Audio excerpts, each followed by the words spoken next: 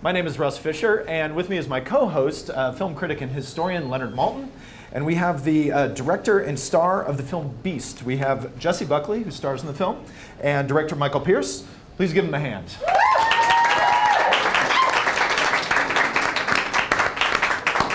Welcome, welcome. Now, your first trip to Sundance, both of you? Yeah. And what have you absorbed so far in your time here? I got in late last night, so I'm still a bit discombobulated. And Oh dear. And did you fly from London? Yeah, it's a 22-hour trip. Oh, so we're going to have a really good interview. Filters are down, ready to go. I've absorbed a lot of snow into my shoes. That's why Yes, understood. Screened this at the Toronto Film Festival last Labor Day weekend, or last September. And what kind of reaction did you get? Was it satisfying, rewarding? Yeah, it kind of exceeded expectations. I think Toronto audiences are known for being really engaged, and Yes, they are. they kind of lean forward, and they're trying. They're film lovers, and of course, when you premiere your first movie, you're at the high point of anxiety. And I think they should hand out Valium to first-time directors because it's such an overwhelming experience. But within sort of 5 minutes, I became much more relaxed because I really tuned into the audience, and they seemed to really engage with the film, and it was a really special moment. You can feel that? Yeah, When you hear it, and I don't know, if you're being there's a vibe. How interesting. Did you find the same? Yeah, I mean, it was my first feature as well, so I had no expectation. It was my first festival, and to see a film that we made on a very small budget, but with a lot of heart, be received the way it was in Toronto, it was great. That's wonderful. That's wonderful. But now, when you work in theater, you have the different audience every night, and you do get, I'm sure, some sense of them at some point during a play that you're doing. In a film, is it a line? Is it a line reading? Is it a situation? What is it that in the audience that triggers your feeling that, oh, they're with it, they're not with it? I think that regardless whether it's theatre or film, an audience's reaction to a story will be unique every time that the story is being told, depending what's going on around you in society or what somebody's, how somebody's woken up that day. So yeah, different lines, different emotions will ping out for different people. Yeah, for me it was the rhythm of laughs, gasps, and silences, and as long as they were in the right place, because if they laugh at the bit that they're supposed, but yeah, they were the rhythm of that, and how an audience was attuned to it was. That's when you know it's kind of going right. And if they're kind of laughing or gasping or being quiet in the wrong moments, then maybe you're in trouble. Yeah. Okay, so gasping is a good word. Yeah. We're being watched by an audience who maybe hasn't had a chance to have a real introduction to the film. So, Jessie, could you describe your character a little bit and give us a quick rundown of what Beast is? So I play a character called Moll Humford, and you meet her on her 27th birthday, and she's numb, and she's committed a crime when she was 13, and since then has tried to atone for the crime that she committed in a very oppressed and controlled conservative world within her family, and she meets a man who lances life back into her with a love that's very dangerous because he's caught up in a murder case as they're falling in love, and the rest you'll just have to watch. Yes, we will. Yes, we will. Now, Michael, it takes place on the Isle of Jersey. Why?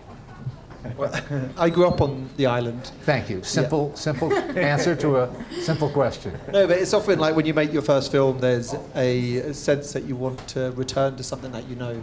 And I wanted to sort of dig into my childhood impressions of the island, and it was somewhere that was actually quite safe and idyllic to grow up as a kid, but it was also quite suffocating in some way.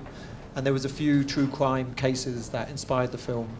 And so, yeah, I got to go back and sort of unleash these impressions. And How interesting! How interesting! What is your background? Are you a writer by choice? Came from an art route, wanted to be a painter, And then when I was at art school, we did a module on filmmaking, and a teacher saw that I was curious about it, and he lent me a lot of kind of 50s art house cinema. Like, this was back when it was VHS, and when I saw The Seven Samurai, I think I was about 16 years old. It blew my mind, and I thought I wanted to change from being a painter to being a filmmaker. Well, you're not the only one who's been influenced by The Seven Samurai, that's for sure. And that film could light a fire under anybody, I would think, especially somebody of an artistic nature. What was your approach to the film aesthetically? Like, what did you want it to look like, and how did you achieve that? I mean, the film is sort of conceived as being very wanting to be rooted very sort of subjectively in the lead character. I think a lot of these films and TV shows that are about, let's say, that feature a serial killer, they can be quite clinical and procedural, and I wasn't really interested in that. I actually wasn't so interested in the depicting the violence of these crimes. It was about the emotional turmoil of the character. So a lot of our decisions was about how do we root the audience in the mind of this character. And so, for example, when she's trapped within her oppressive family, we're very sort of deliberate and very precise with the framing. And when she's falling in love with Pascal, we're much more we're using handheld, we're more impressionistic with the editing. Same with the sound design, same with the music. It was constantly a question of how do we get deeper inside this person, and how do we get under their skin?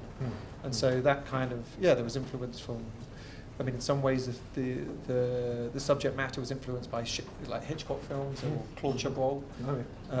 And then people like Lynch and Malick were like, big visual. All right. It's a broad palette, but a very solid one. Right? A lot to live up to Hitchcock and Lynch. And Just a little, minor ambitions. Jessie, are you a true crime fan? Do you like that sort of story? Personally? I suppose, actually, I was going through security yesterday, and I was saying I was coming here, and he was like, "Oh, what film are you coming with?" And I was like, "Beast," and I was telling him it's about a girl who falls in love with a potential psychopath. And he was like, "Oh, what else are you working on?" I was like, "Oh, I've just played a girl who comes out of prison in Glasgow in Scotland." And then I got brought into the back room. Oh, no. Oh, gosh. Yes, I suppose I am. Well, you're living your part now, see? Yeah, living. How did you choose Jessie? It was a long casting process because we were looked at such an emotionally demanding film. It's really, as much as it plays with some genre aspects, it's really performance driven.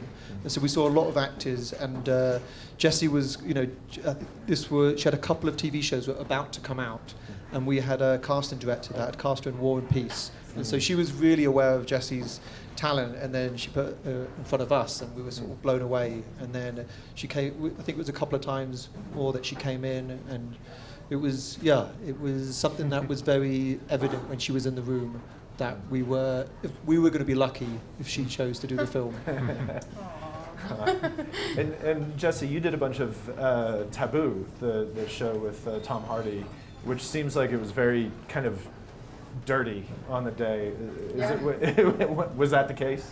I mean, it was in 18th century London, so we spent a lot of the time kind of wading through muck and being bolshy, and I mean, it was an amazing show to do, because what's great about that time is language is economy and wit is economy, so they're all playing chess with each other in their minds to grab hold of what they want in life. And Tom's fantastic, and he's definitely up for getting down and dirty as much as he can, so it was really good fun. He doesn't hold back, it seems to me. As an observer, I mean, it seems that way. And who plays Pascal? It's Johnny Flynn, and he's a bit of a Renaissance man. He's got a band, and I think that's how he's known mostly as a folk singer, and then he started to act the past few years. And he's very much a shapeshifter, because you can be charmed by Johnny, you can fall in love with him, you can be scared of him and suspicious, and he's a special talent. Terrific. We thank you for coming in today. Pleasure to meet you both, and I'm sorry for your security hijacking yesterday. If it was us in the U.S. who did that to you, I apologize. Yeah. Not all TSA guys are like the dude in Get Out. They're not all that cool. So I think I just have to start choosing different characters that aren't criminals. Tell them you played Wonder Woman, and they'll treat you royally. Yeah. Exactly. Fly through. That's right.